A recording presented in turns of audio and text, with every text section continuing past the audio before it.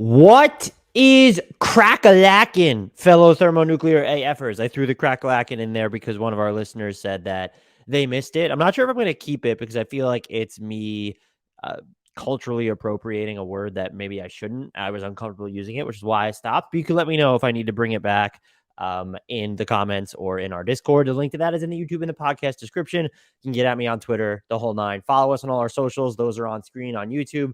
They're also in the podcast description at HardwoodKnocks on YouTube, TikTok, and Twitter at Hardwood_Knocks on Instagram. Please follow us there. And also subscribe if you're checking out this video for the first time because you like trades. Hit sub on YouTube, like, comment, help the algorithm love us back, be a returning customer.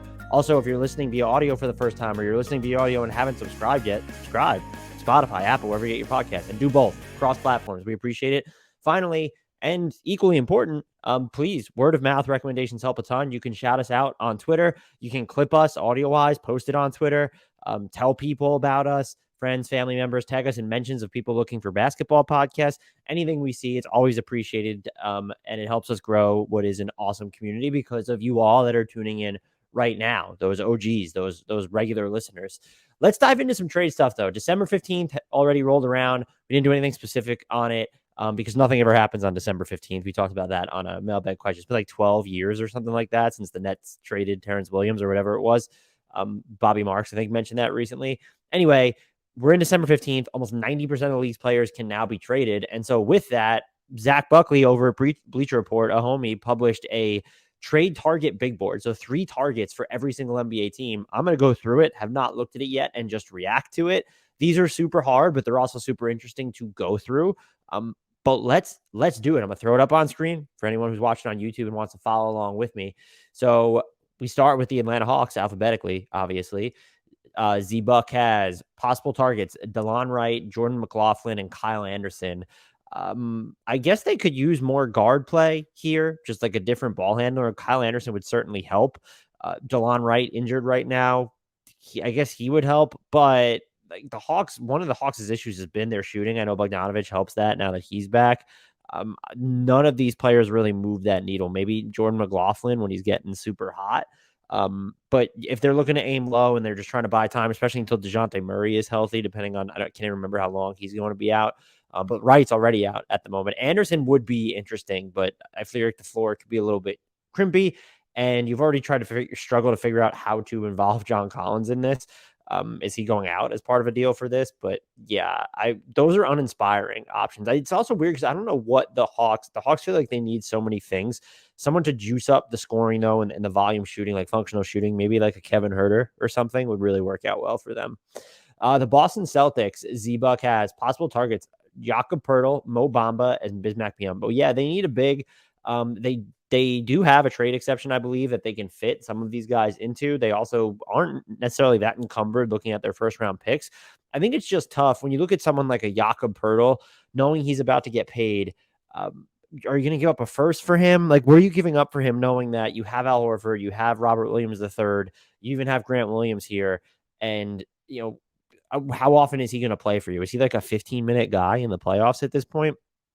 Mo Bamba would be more interesting. He's playing really well in Orlando, though, and they've won 5 straight as I record this, so that's wild. Bismack Biyombo might be more their speed, but I don't know if the Suns are going to want to trade him. He's been their primary backup big at points this season. They've sort of fluctuated with him and Jock Landale, but I get the targets for sure.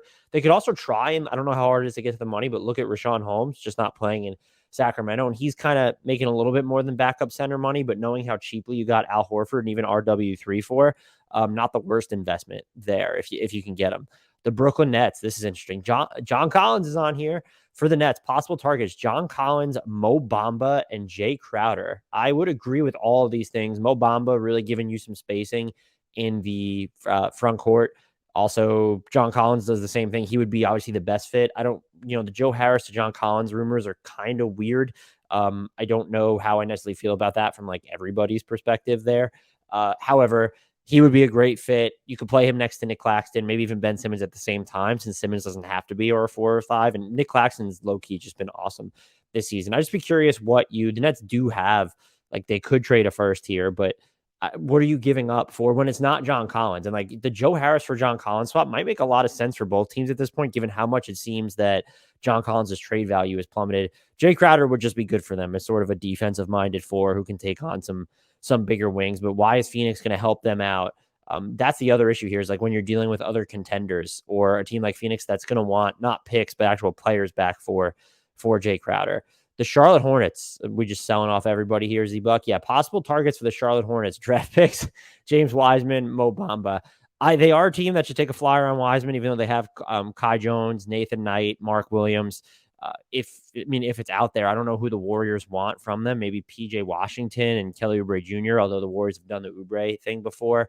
They definitely do need an upgrade at the big. I wouldn't go after Mo Bamba just because I feel like he costs you positive value. But if you can take a flyer on James Wiseman or just get draft picks, like start, put up PJ. Look, PJ Washington's going to the restricted free agency. It feels like he's this season's just been weird for him. And I know they're asking him to do too much through a lot of their injuries, but what can he get you? Cody Martin's not healthy, so that's a bad one. What can Oubre get you on his expiring contract? Is Terry Rozier of net positive or net negative value right now looking at his contract? It's time to sell. And so, yeah, draft picks would be the key here for them. But they would be a team that would be interesting to take a flyer on Wiseman unless they're really big believers in Kai Jones, JT Thor, Mark Williams, those guys long term. The Bulls, this is interesting. Are the Bulls buyers or sellers, Z-Buck? Looks like they're buyers. PJ Washington, Jay Crowder, Denny Avdia as 3 trade targets for them. I don't hate any of these. They could use more wing depth. Jay Crowder helps there. Will he hit enough of his threes? Interesting to ask. Denny Avdia would be very interesting for this team just for what he brings defensively. And we've seen some just ball handling flashes from him. PJ Washington would definitely help spread the floor. You'd probably let him play some backup 5 in this scenario, which Charlotte has not gotten away from entirely, but he's played less 5 this year than he has last year. The thing is like, the Bulls need more bankable, high volume spacing. And I don't know if this trade, I guess outside, Denny Avdia just won't. Like, he's afraid to take threes at points. Jay Crowder's semi-confident. Him and Washington would definitely be upgrades, but is it enough? And what are you giving up to get them? The Suns probably want players, not picks. And so do you have anyone that interests? Like, you're not trading Alex Caruso to get Jay Crowder. I'd be curious what any of these players cost. And if I'm the Bulls, I'm not trading. You already have this year's pick gone and then the 2025 pick gone. So I'm not looking at giving up another one. The Cavs, it has to be a wing. They need a wing. Jay Crowder, Joe Harris, Kenrich Williams. Love all these targets. I don't know if Jay Crowder will give you any point of attack defense at this point in his career, which is what the Cavs need a lot out of their 3. But offensively, they just need someone who's not. Lamar Stevens had a big night the other game, and Dean Wade, when he's healthy, came back. He'll make it work. But you need someone who's just not who's more dynamic offensively. Joe Harris is certainly that. Kenrich Williams would definitely work. It sounds like he wants to retire in OKC and that they just want him to retire in OKC. Zach Lowe has said this, but he's like the new Nick Collison there. And then again, what are you giving to get Jay Crowder out of Phoenix? Do they like Karis LeVert? Can you build something around Landry Shamet and Jay Crowder for Karis LeVert? Do you even want to take on Shamet's money if you're the Cavs and you're dealing exclusively in, you could have cap space this summer is my point with Cleveland. So Shamet eats into that. Joe Harris, I don't know. Like, you don't have picks to give up at the first round picks to give up at this point. Why would the Nets want Karis LeVert back? Are they going to be interested in Jetty Osman or Isaac Okoro? Maybe they take a flyer on Okoro, and that's like, is that the Jay Crowder trade too? Like Jetty Osman and Okoro for Jay Crowder? I don't know if that gets it done. I would be shocked if Kenrich Williams gets moved at this point. Seems like he's very malleable, versatile player, but also just seems like a culture setter in OKC. The Dallas Mavericks, OG Anunoby, Zach LaVine, and John Collins. Swing for the fences here. I like it. They all seem, John Collins might be semi-realistic. Just his trade value seems to have plummeted. I don't know what else. And I know he's out right now, but I'm flabbergasted at some of the proposals we've seen. Even look, Kelly Olynyk and Jordan Clarkson are having some really good seasons, but like the proposal of trading Olynyk and Clarkson for Collins, and like that was serious. I think it was mentioned by Shams. I don't know if it's been discussed, but that would just make Collins sort of this, salary dump for Atlanta, basically. Again, I know Clarkson's been great this year, so I don't mean to undersell that, but he has a player options about to enter free agency, and you're clearly not going to keep him with Murray and Trey. OG Anunoby is just unrealistic. I know the Raptors are struggling right now. There are some flashes from them too, but their offense in the half court, it remains this groggy slog. They're not, even if they tear it down and rebuild, I do think that you're keeping Scotty and OG, and then maybe everybody else is on the table. Maybe Christian Koloko is not off limits, but not someone you're actively looking to move. So that's going to be tough for Dallas. Collins feels realistic. Zach LaVine, it just depends. Are the Bulls? I don't think the Bulls will tear it down just because they owe that top 4 protected pick to Orlando, and you might be doing Orlando a favor at that point. I do think in a nutshell, you shouldn't care about the optics of that, where if you need to reset and restructure your franchise, how much value do you get for Zach LaVine now when he's been struggling, coming off those knee problems? Just doesn't look like the same player this season to me. Anyway, he would still be a great fit in Dallas. Now, that being said, for Dallas, you can't trade a first round pick until 2025 because of the pick you owe the Knicks. I don't know if now is the time where they can get a bigger fish. Maybe Collins because his trade value is plummeted, but like all you have is picks. You have some players that I guess teams would be interested in, but like even if you're willing to move a Dorian Finney-Smith, Maxi Kleber's injured right now, so who's going to be interested in him? Maybe Christian Wood. But like these guys aren't blue chip prospects. You need a team to be in love with Josh Green and Jaden Hardy, basically, plus your picks, which teams will probably assume aren't going to be that valuable down the line since you have Luka plus whoever they're giving you. John Collins feels like the most realistic of those three. All of them would be great fits. Denver Nuggets, let's see, Matisse Thybulle, Javonte Green, and Josh Richardson. These are some sneaky good picks here.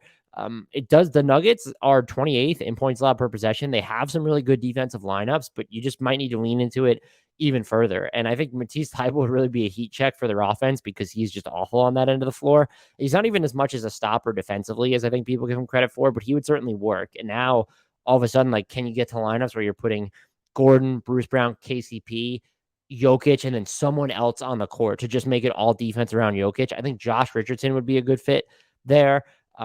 You also don't want to get to a point, well, you have to factor in Jamal Murray as well here too. So if we just assume that Jokic and Murray are the locks to close in crunch time, you have between KCP, Aaron Gordon, Bruce Brown, throw a Thybulle or Josh Richardson there. It gives you another option. I don't hate the idea of Javonte Green either. Like that's someone who could just defend all over the place, and maybe he becomes more of an innings eater for the regular season when you're not fielding your best lineups, which is what the Nuggets arguably need because their bench has struggled this year too. They've gotten like good minutes from at different points from different guys. DeAndre Jordan's probably even been a little bit better than expected this season. Of course, there's Bones Highland, but it's not even about because they have some top end lineups that can be good defensively. It's about making the rest of the rotation better defensively, which should help you win more in the regular season and then also sort of equip you against emergency in the playoffs. I would be curious the asking price on all these guys. The Nuggets can't trade a first until 2029, and that's if it's conditional because there's a pick that's protected out there.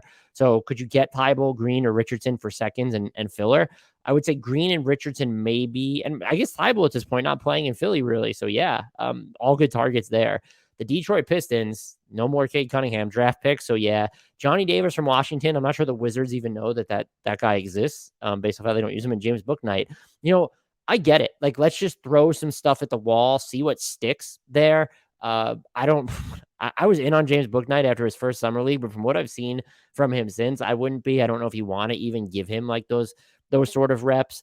But you have it without Cade Cunningham there. Yet you have Killian Hayes and Jaden Ivey too. So do you need someone else to factor in there? Johnny Davis, yeah, just definitely take a flyer on a wing like that, depending on the cost. But he was just drafted, so it's like, what are you getting there?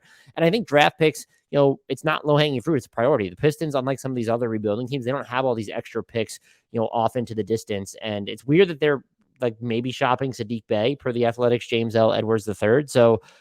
They're in a weird spot, but I'd like to see them get more draft picks, and I would move Bojan Bogdanovic to do it as good as he's been for them this year and as much as he opens up the floor. The Golden State Warriors, Jakob Poeltl, PJ Washington, Eric Gordon. So I actually don't like Poeltl for the Warriors.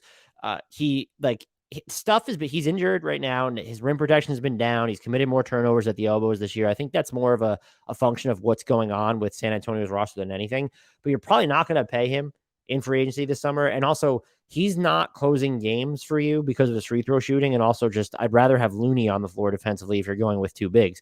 And so between Looney playing however many minutes plus Draymond at the 5 minutes, how many minutes is there going to be for Poeltl when it matters most? And if you are going to sell low or medium on James Wiseman, you'd like someone who's going to play more of a heavy role for you when it matters. And that's why I would focus on the perimeter or a floor spacing big. PG Washington might do that. He could be really interesting as sort of another reclamation project in Golden State.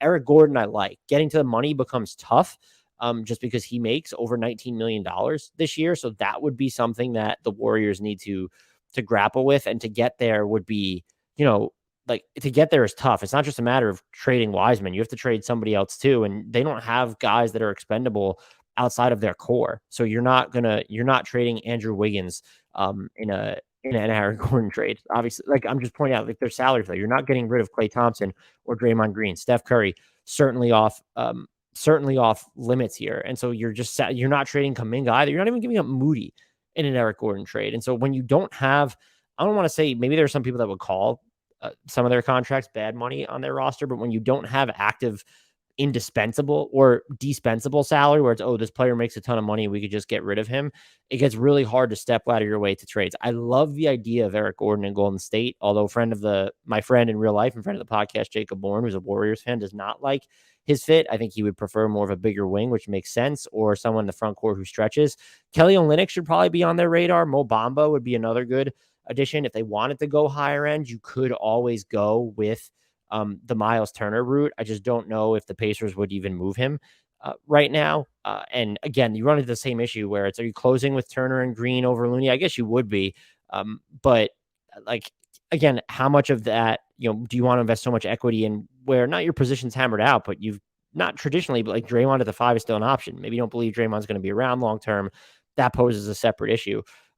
So yeah, like unless you're going to, I like Gordon, but unless you're going to go with step ladder your way to basically a 3-for-1 trade and increase your tax bill in the process, because James Wiseman does make $9.6 million this year, but you would have to attach, it's not even 3-for-1. Like are you giving up Looney in that deal to get there? You're not giving up Kuminga. Like I said, are you going to give up DiVincenzo if you're getting back Eric Gordon? Maybe. You're not giving up Moody. You're not going to trade Jordan Poole. You could trade Patrick Baldwin Jr., but that feels like you're kind of selling low there then too. Eric Gordon I like is my point, but I think Josh Richardson and like McDermott might be that those would be easier numbers to get to, or maybe just Josh Richardson I would give up James Wiseman for Josh Richardson, and that would the Spurs do that Bulls pick that's protected in 2025. And so it's like they can re-protect it too. I think it's top 10 protected. And so if you think either you think that it's maybe not going to convey because the Bulls are going to suck, or if you just want to re-protect it so that there's tight around it, maybe that's a deal they could explore since Josh Richardson's expiring. Or you could just take James Wiseman for that first round pick since they have all this cap space and the Warriors maybe want to cut their luxury tax bill. Possible targets for the Houston Rockets: Jackson Hayes, draft picks, and RJ Hampton. Love the RJ Hampton inclusion in here from Buckley. He's been low-key good in Orlando, just really can't get minutes on a consistent basis right now, but he's had a much better year, and so I shouldn't have sold my RJ Hampton stock leading into the season. I don't know that I understand the Jackson Hayes drop. Like, you have Şengün, Jabari Smith, Usman Garuba here already. So like, and Bruno Fernando, and why are you going to complicate the front court rotation? Jackson Hayes can do a lot of switching on the perimeter, but that feels like, maybe a Boston should be interested in him a little bit more than a Houston. So that's a little cloggy there. And they could go after draft picks. They don't really necessarily need him. I love taking the flyer on Hampton, who feels like he would be more of a conventional game manager at this moment, especially when you look at the cadence with which he plays than a KPJ or Jalen Green. Not saying he's better overall, but just might be a better fit for that role. The Indiana Pacers, who could be low-key buyers: Saddiq Bey, Moses Moody, Cam Reddish. This seems to straddle the line where it's like you wouldn't get any of these players because you traded Miles Turner to that team. I guess Moses Moody, like we have a Wiseman Moody salary for Turner type deal, whatever. But yeah, they need wing depth. And if you get Saddiq Bey, I'm not trading a first round pick for him if I'm Indy, and that's the complication here. But if you can get a Saddiq Bey, that's someone who would be really interesting for you. Moses Moody, Cam Reddish, that should be maybe a second from the Knicks plus money. So that's a really good, and he would play. Like I said that Andrew Nembhard started at the 4 for the Pacers the other night. I meant to say Naismith. I'm sorry. They both started with the letter N, so I guess I got that mixed up in case anyone caught that. So yeah, I like Cam Reddish here mostly because he seems the most gettable. Moody or Bay is going to cost you, I would guess, a first round pick, which Indy shouldn't trade. I guess they could trade that Cavs one if they really wanted to, or they have Boston, so you could go lower end on that if the teams will accept it. Otherwise, the Moody one specifically feels like, oh, did they trade Turner to the Warriors in sort of this bigger deal? Love the Cam Reddish inclusion, though. And I just don't think the Warriors are ready to sell low on Moody where they're just getting back a pick for him. The Clippers: Miles Turner, Alec Burks, Eric Gordon, all good picks here. I don't know how much you need Turner unless you're planning on paying him after this year. And what are you giving up for him? They have salaries that match it, but then you need Indy to also say, like, we're fine with just getting one super distant first round pick back. And if they were fine with that, I feel like the Lakers trade might have already have been made, but maybe I'm wrong there. Alec Burks is a good one. You're not, if you're Detroit, you're probably, if you can get your own second back that the Clippers own of yours, I think they have their 2025 pick, or is it 2020? Yeah, they owe their 2023 4 pick to the Knicks. No, they don't know. The Clippers don't own a Detroit pick anymore. So, but you have seconds if you're the Clippers, is my point. Apologize for stumbling through there. So if you could do seconds and salary, like, are you giving up Rocco for that? Has he fallen that far out of favor? You're not giving up a Norman Powell in that deal, that's for sure. So I think, but the Alec Burks one is workable even with the salary. Eric Gordon's a little bit tougher because he makes so much money, but like, you could get there because you have all these sort of salary matching tools. It's just a matter of, okay, well, what are you using to get Gordon? And does a team want, like, you're still not giving up Marcus Morris, I think would be too important, or Norman Powell, but you have Rocco, and you give up Amir Coffey for Eric Gordon. And does that even get them there? Let me see. It comes pretty close. I'm not sure, but you could still find other ways. Is that something? Houston getting a flyer on Amir Coffey and then maybe Preston or Boston Jr.? I'd probably, if they're getting that much, I'd probably just do it. Would they be willing to take on Luke Kennard in the final 2 years of his deal after this one? That would be interesting. You go Kennard and then it's Coffey / Preston or Boston Jr. I think that would get you to Eric Gordon money. That might be a good trade. That's for both teams. So I like that. I like that one. Let's go on. Who was the other one? Oh, yeah, we went through the Alec Burks one already. The Lakers. Shocker. So we got DeMar DeRozan, Bojan Bogdanovic, and Buddy Hield. Miles Turner's not on here, which is really kind of funny. Maybe I think Buckley's thinking that the Lakers don't necessarily want to trade Russ. And so you could get to, well, if you're getting DeRozan, you're trading Russ because you can't get to DeRozan's money any other way.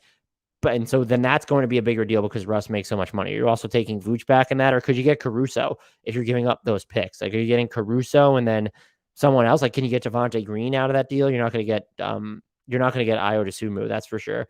So you go that route, I'd be fine. I don't love DeRozan's fit on offense, though. I think you run into, he's a better player than Westbrook and probably the better pick and roll passer at this point. And he's even, like, I guess he's the more reliable floor spacer, but has to be on the ball for it too. So you do run into a lot of the same issues, I think. Russ has been playing well off the bench, which is why I think Buckley goes to, well, can you just get Buddy Hield and forget Miles Turner? Because between Beverly and Kendrick Nunn, like, you can get to, would you just be willing to take on Buddy Hield's money? So Kendrick Nunn and Patrick Beverly for Buddy Hield, just get that functional shooting in there. Say, fuck it, we're not going to worry about cap space. We still have those 2 picks that we could trade down the line, or we could really move Buddy Hield's expiring contract if we needed to. Love Bojan Bogdanovic. Would you give up? I don't think Detroit is moving him without getting a first-round pick. The Lakers proposed a protected first-round pick for him, and we're given the shaft. Would you just full-on go, you can have our 2027 pick for Bojan Bogdanovic? I'd probably want a little bit something more, just looking at Bogdanovic's age. But look, Bogdanovic is quietly having an incredible season. He's one of the most, forget about shooting in general. He's one of the most efficient isolation scorers in the league this year. I'm not even kidding you. So, like, that is something that you could actually look at if you're the Lakers, and I think he improves your team a great deal. So I like all of these targets. I would also add, if you want the Lakers to trade for a star, it's not going to be Damian Lillard, it's not going to be Kevin Durant, but like, Bradley Beal isn't too far outside the realm of possibility. If you were willing to include the swaps and you're, in addition to your 2 firsts, maybe throwing in Austin Reeves, some other seconds, Beal has a no trade clause. And so if he says to the Wizards, I want out and I want to go to the Lakers, that does give the Lakers some leverage. The Memphis Grizzlies, the first place Memphis Grizzlies, OG Anunoby, Jay Crowder, Cam Reddish. The Cam Reddish would be so Memphis Grizzlies, where it's just like, we're going to bet on our infrastructure just improving this player. And so, like, we have LaRavia and Roddy and Santi Aldama. We're just going to add and Zaire Williams. We're going to add another project into the fold. And we're just, that's what we need to put us over the top. Jay Crowder, I guess, would theoretically, it would work for them. That is, do you consider that an upgrade over like the Aldama, LaRavia, Roddy minutes? Yeah, sure. I think you would. What are you giving Phoenix for it to be worthwhile? Are you giving up like a first round pick or one of your young players that they would have interest in? And they're not even, maybe they're not looking at win now trades at that point. Are they going to want to help out someone that they probably fancy a peer? So that has to come into the fold. But I get it. If you could get him, OG Anunoby would be perfect. I just don't think the Raptors are trading him, but I do think Memphis, if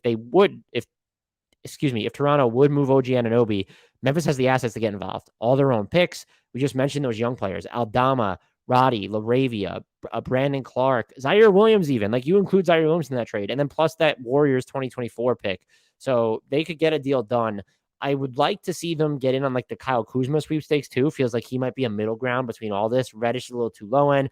OG Anunoby's too high end. And then Jay Crowder is just tough because I don't know what they're giving Phoenix, because Phoenix probably hasn't moved Jay Crowder since they want win now talent in return. And so it's, you're flipping Jay Crowder for another player or just using his salary to acquire a more expensive player who helps you.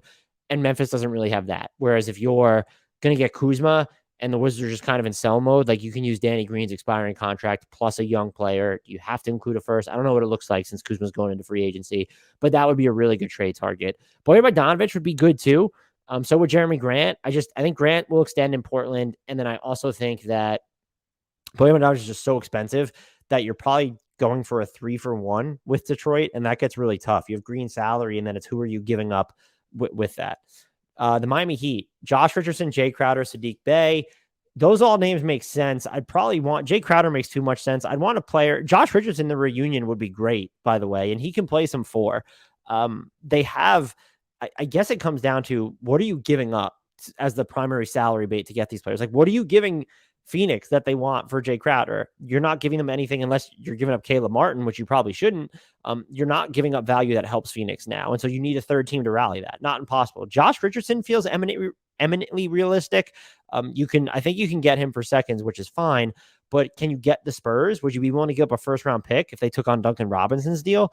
Are they even willing to take on a first for those final 3 years? Does it cost more than that? And would you give up more than that? You could also go, because the Heat are just, their cap constraints are so thin, you could go Victor Oladipo and Dwayne Dedmon, and you would have to probably compensate the Spurs with a first because both Dedmon and Oladipo stretch into next season. Would you consider that? I probably would if I'm Miami at this point. I think Josh Richardson's been quietly solid, and he helps, to the reunion with the Heat is just, that'd be fucking cool. But he helps out a lot of what they need, and you can run smaller, play him at the 4. So I'm with this. The Bucks, Jordan Clarkson, Jay Crowder, Eric Gordon. So they were apparently close to a Jay Crowder trade. That was per the Shams report. If they can figure it out without giving up their one distant first round pick that they can move, yeah, more power to them.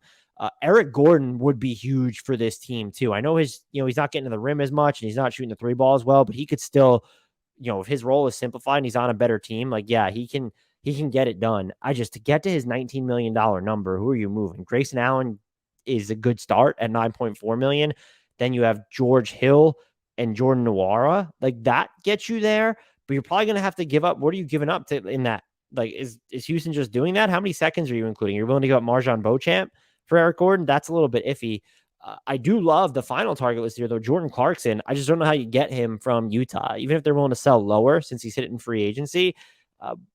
The Grayson Allen and what? Like, are you attaching to it? Is Marjon Beauchamp enough to get you Jordan Clarkson? That's something you could consider. And can there be quick pro quo where it's, like, maybe you guys can take on Rudy Gay, or maybe you're Milwaukee trying to get rid of George Hill.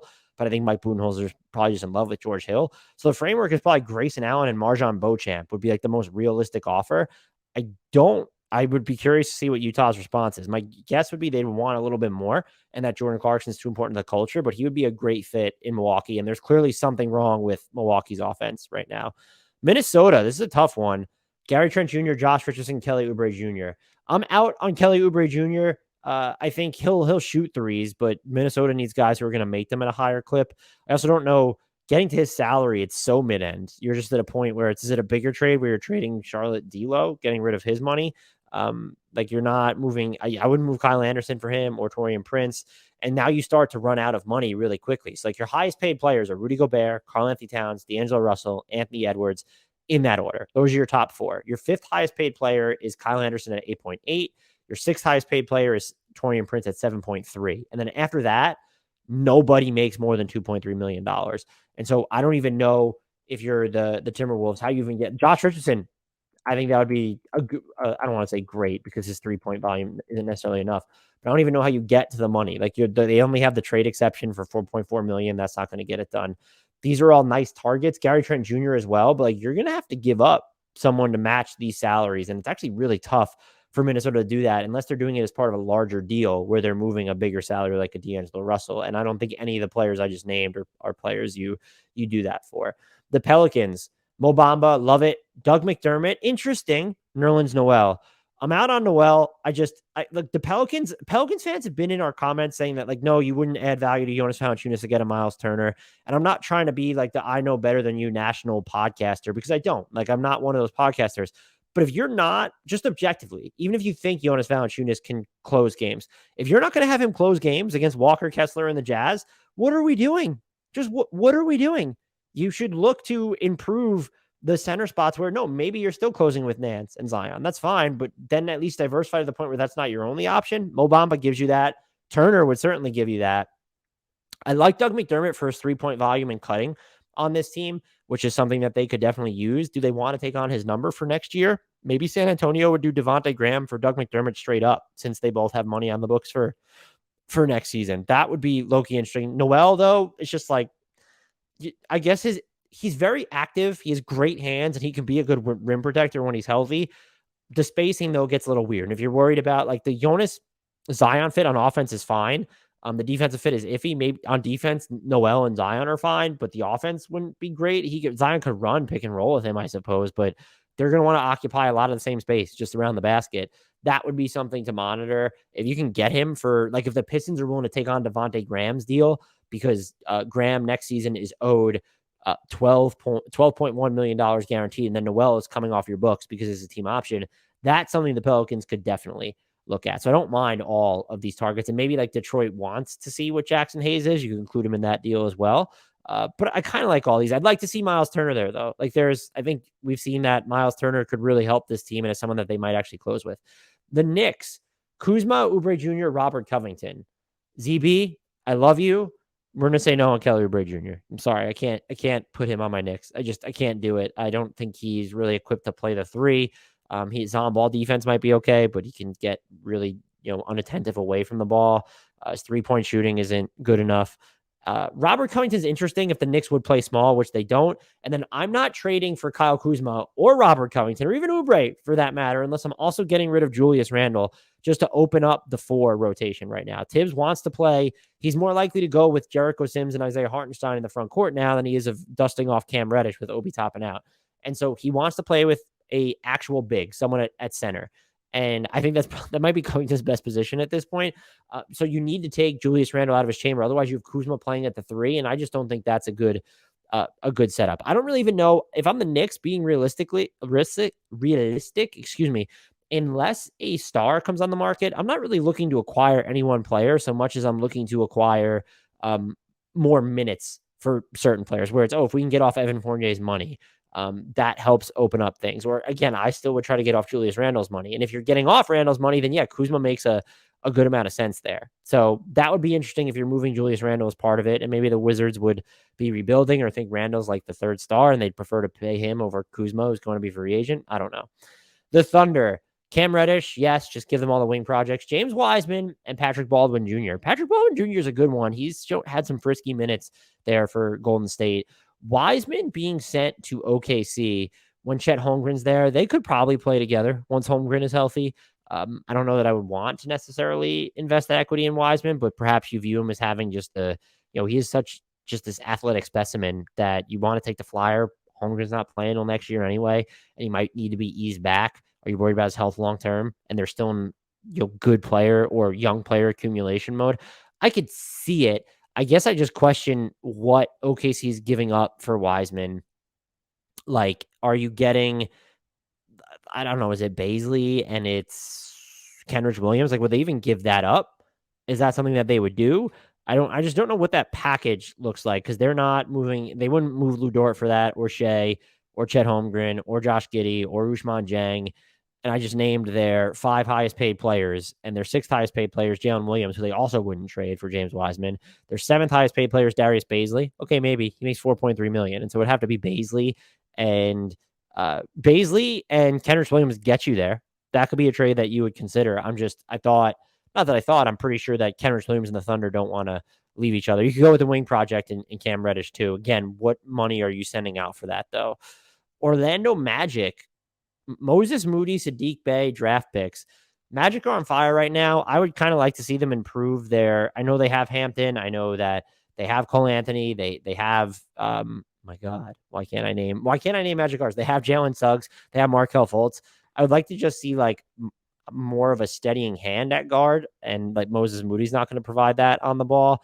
Draft picks make sense. They already have some extra in their chamber, the Bulls this year.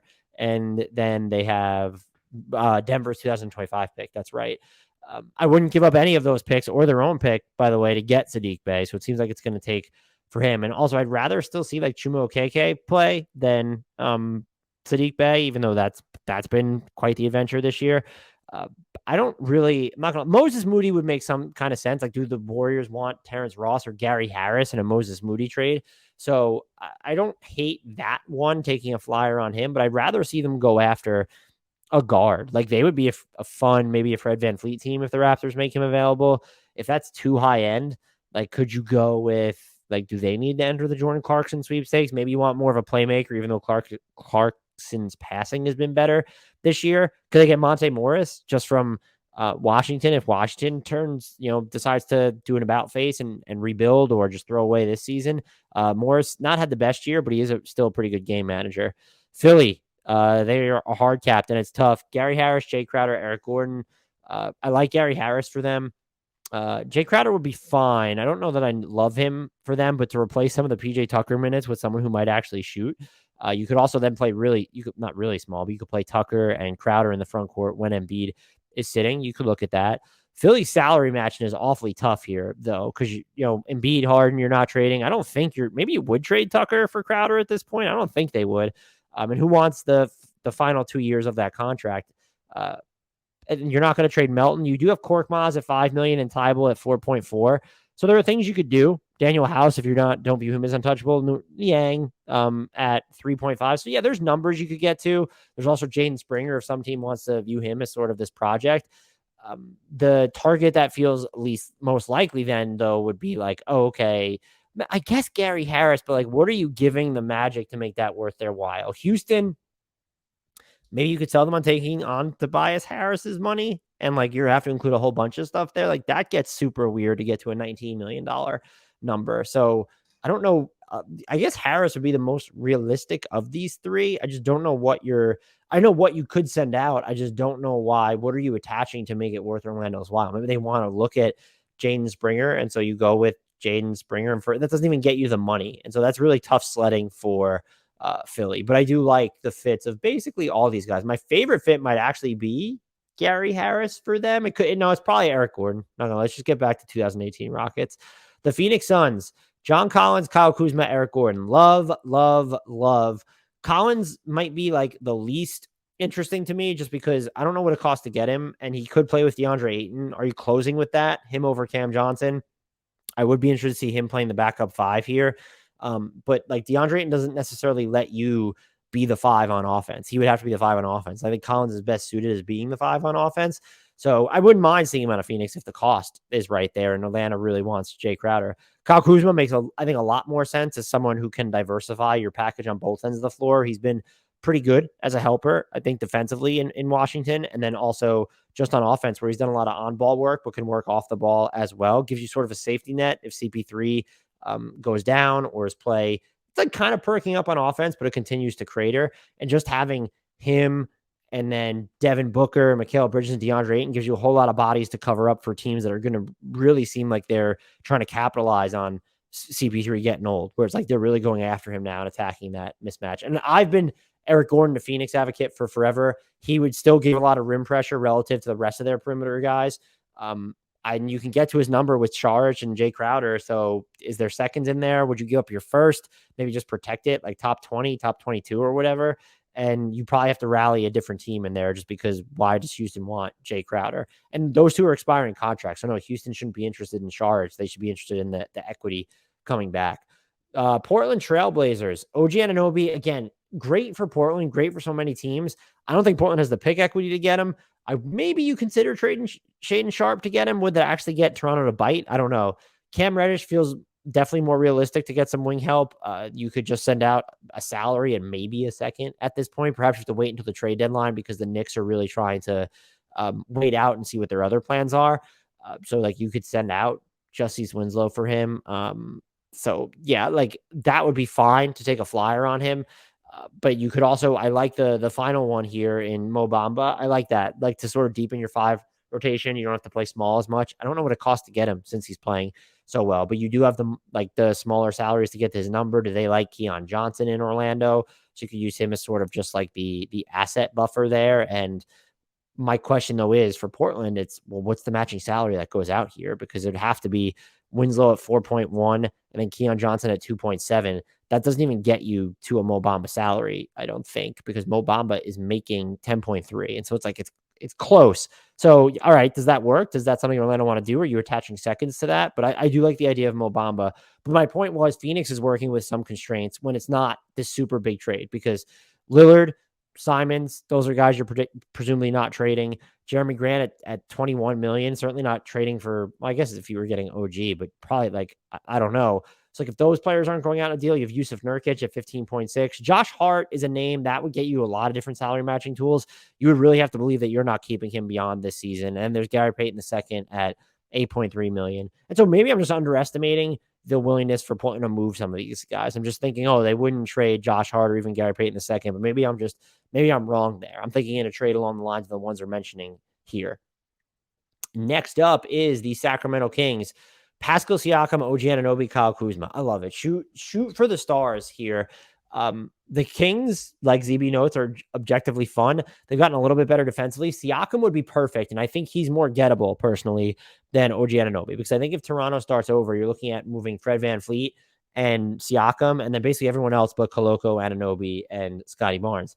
So that feels like semi-realistic. Kyle Kuzma, also like him too. He's probably still, Harrison Barnes has gotten better, but he's probably still an upgrade there. He also just gives you the ability to play different lineup packages.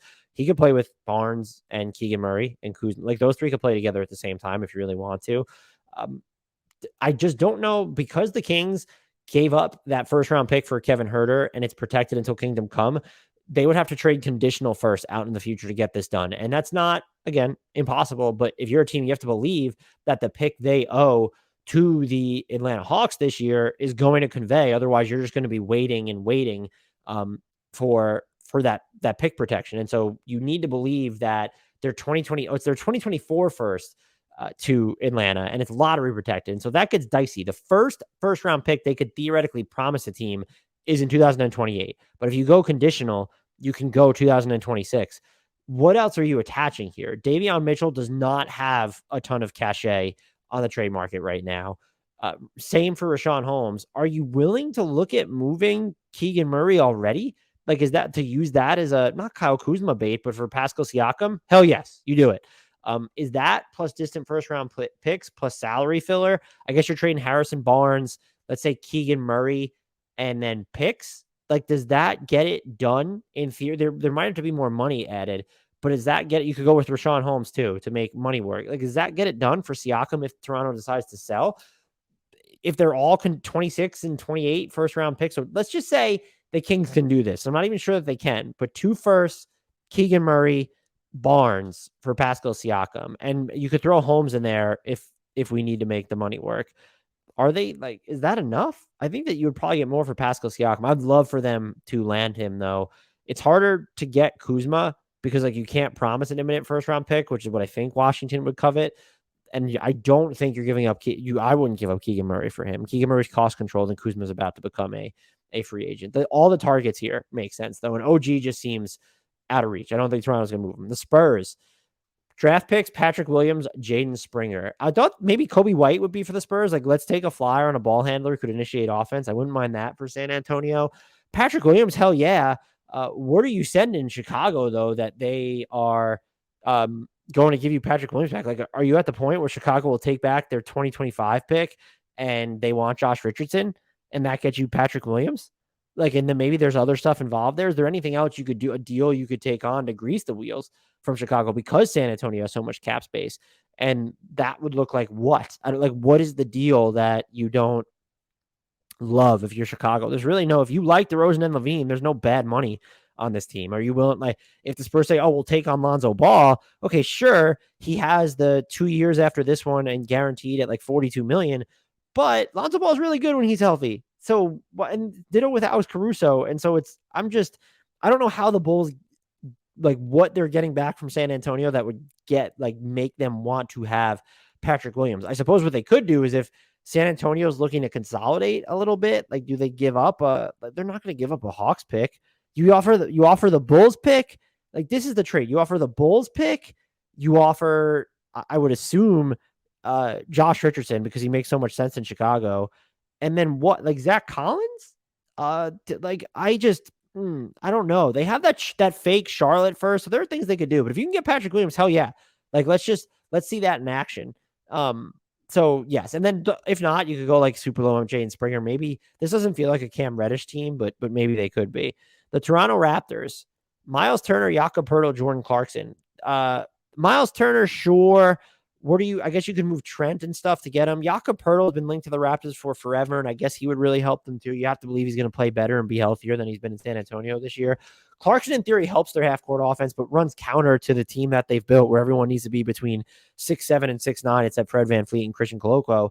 So I get it. I'm wondering if this team is willing to buy. They have the assets to do it. I would love Eric Gordon here. Would be another good name to look at. I also thought I know we just signed an extension, so it's hard to move. Like, is Keldon Johnson untouchable right now? My guess would be yes, but with the emergence of Devin Vassell and the team still kind of headed in the weirdo whatever direction, he would be a good fit in Toronto to give some rim pressure in the half court. Maybe you want someone with more laterality, so Keldon Johnson in Toronto's not. That was a Keldon Johnson musing in general. What is it costing you for Turner? You have the Trent money, and then what picks? Are you able to do it with even smaller salaries to where, because I think that Trent's skill set, even though he can be in the doghouse in Toronto, it's important to what Toronto is doing. And so you're looking at are you using Chris Boucher's money or Thaddeus Young's money, Kem Birch, and then including first round picks? And maybe you're taking, selling Indy on the injured Precious Achiuwa and what he did last year. And he has the one cost control year left. I think this team's going to be hesitant to do any real buys, and probably would have even if they were pretty good. And I just feel like it's more likely that they sell at this point. But if they're going to buy, it's just sort of a half court initiator who also doesn't shrink their spacing. And those, those are players that a lot of team want, and they're just not going to be available in heavy supply. I also just question, are they willing to deviate from their archetype? Okay, if Jordan Clarkson's available and you can get him, are you willing to get someone that's smaller? If you can get Emmanuel quickly from the Knicks, not necessarily a half court guy, but he gives you some real distance shooting and doesn't compromise your defense too much. Could you swap bad contracts with, not bad, but money you don't want with New Orleans for Devontae Graham? But are you willing to go for a player as small as Devontae Graham there? And so if you're willing to deviate from the model that they're in Toronto, there are certainly some things you could do. And maybe it's not a buy, super buy or a sell. It's just something that would be a middle ground type of player. And someone who springs to mind, a middle ground where it's you're not really giving up a ton of equity for them, but maybe it still sort of works. I guess that's not really is that player even out there? Could you get Karis LeVert out of Cleveland and you're just kind of Gary Trent for Karis LeVert and something else? Maybe you take the flyer on Isaac Okoro. Is that too low for Trent? Perhaps it's certainly possible. They would want more for him. You could go after Terry Rozier, but I wouldn't want his money on the books if I'm Toronto, just to bring him off the bench. And you're thinking about paying Fred VanVleet, Siakam, Anunoby, down the line. Bogdan Bogdanovic would be kind of perfect for the Raptors if the Hawks were looking to sell. But yeah, so Toronto's tough to figure out. I think my favorite one of these would probably actually be Jordan Clarkson. But yeah, the Jazz, who are all of a sudden buyers, they'll probably do something in the middle ground, though, or they'll sell. I don't think they'll go. Collins would be fun there, too. I don't think they'll go the John Collins route or flat out buy. But maybe they'll do something in the middle. Peyton Pritchard might be that type of guy. That being said, you have Colin Sexton, you have Jordan Clarkson, you have Mike Conley right now. You have Nickeil Alexander-Walker. He's had some nice minutes for them. Jackson Hayes would be fun because he doesn't help you space the floor, and they like to play 5 out. But you're already getting away playing Walker Kessler, excuse me. And you can, you can then play you could flip their minutes, and Jackson Hayes gives you a lot of perimeter defense, not the greatest rim protector, and just some raw athleticism for certain lineups. And with Kelly Olynyk headed towards free agency, you don't know how much longer he's going to be around. That could be a fun, just sort of second draft guy. And then Nikola Jovic, just let's just lean into this sort of front court model or whatever. And I think if you're getting him, you're probably also targeting Heat picks, because if you're getting Jovic, I'm assuming you're sending out someone the Heat want. Is it Mike Conley? Is it I don't know if you send them Kelly Olynyk, that reunion, that's not getting you Jovic, I don't think.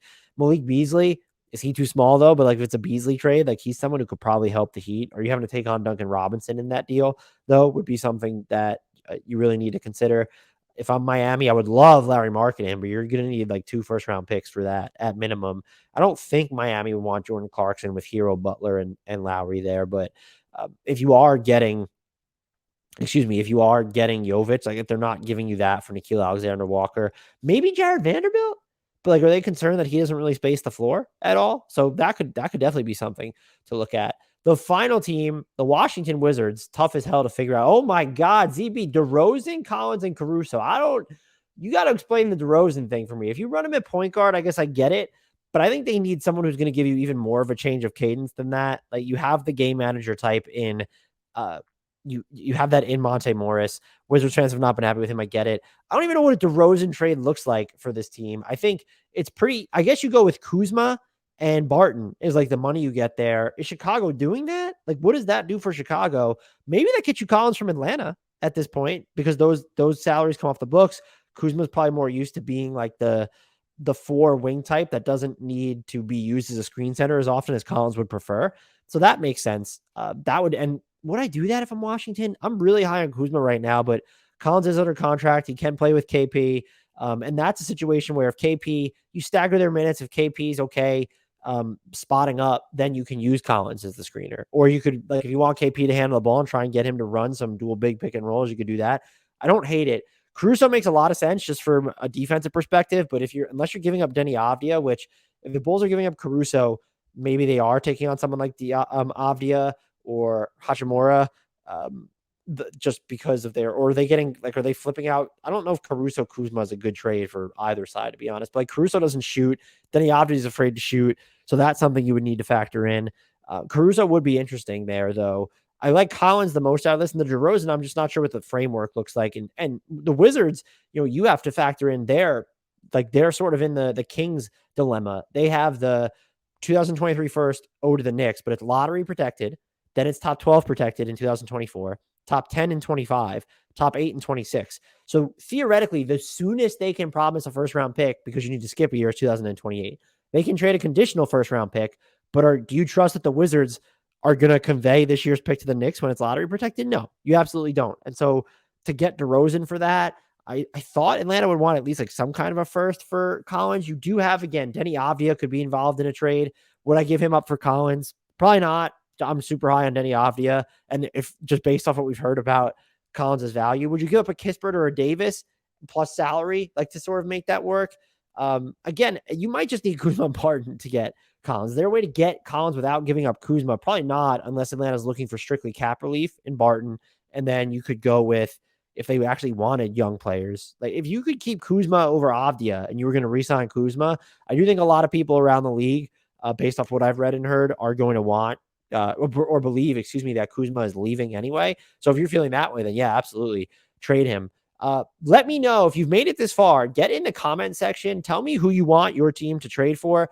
Let me know if there's any other trade content you want. We are in trade season, so we will be pumping more of that out. Questions, comments, join our Discord. The link to that is in the podcast and YouTube description. Follow us on all the socials. Subscribe to us, please. We're really trying to grow the community while also honoring the community that we've already built. We think we know it's not the biggest operation, but it's not the smallest operation either at this point. And we do a really thorough job putting content out all the time. I have videos up on YouTube all the time, shorts that are exclusive to YouTube, TikTok, Instagram, the whole nine. So help us out, help us gain followers and an audience across all platforms. And if you've followed us everywhere on TikTok, YouTube, Twitter, Instagram, and then Apple, Spotify, wherever, word of mouth, shout us out, tell people about us. And if you do recommend us, or if you just have nice things to say, it helps keep me and Grant going. I'm not going to lie. Like everyone has an ego, but it's nice to hear that the content is appreciated. We have a lot of people in our comments that are, really nice about that. So get it in the comments too. Like, comment on YouTube. Tell the algorithm love us back. Shout outs though, or appreciate it, or word of mouth recommendations. And if you do that, let me know that you did it so I can thank you and that we know that it's actually happening and that I am not speaking into the great void. Until next time, and as always, I leave you with the shout out to the one, the only, the single, solitary, lone, untouchable player in the NBA as we enter the 2023 trade deadline season, Frank Ntilikina, who's also a Blazers killer.